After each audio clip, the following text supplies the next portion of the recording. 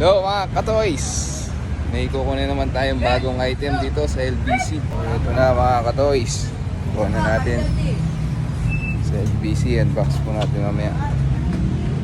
Mga katoys, ito mag-unbox na naman tayo.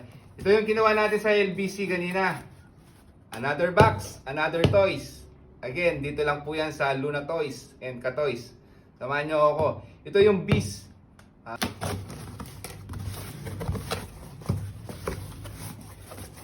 Uy, ang ganda po yung itsura niya.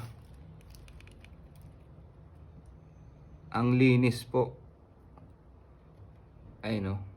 Ang linis po. Sa personal po, makikita nyo po ito, ma-appreciate nyo. Toy Biz. Vintage po yan mga katoys. Yan po yung mga unang maker din po ng mga toys. Ayan po, sa interested po,